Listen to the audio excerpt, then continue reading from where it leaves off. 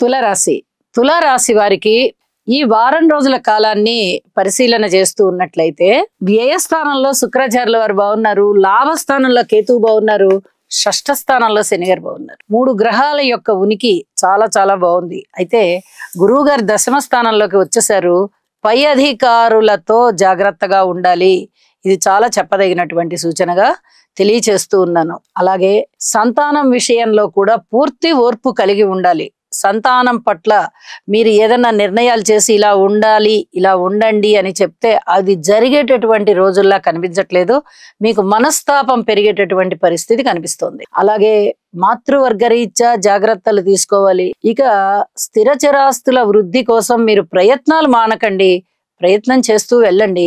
అప్పుడప్పుడు మీరు చేసే ప్రయత్నం మరి ఒక 2-3 నెలల తర్వాత ఫలించేటటువంటి పరిస్థితి కనిపిస్తోంది.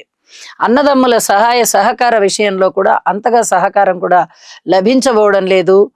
ఇక కుటుంబంలో కూడా కొంచెం పరస్పర విరుద్ధమైన పరిస్థితి కనిపిస్తుంది. ఒక్కొక్కసారి చాలా బాగున్నట్టుగా ఉంటారు కుటుంబ సభ్యులందరూ, ఒక్కొక్కసారి కాస్త వ్యతిరేకంగా ఉన్నట్టుగా ఉంటుంది. ఐకమత్యం కనిపించట్లేదే అని చెప్పి కొంచెం దిగులు పడతారు.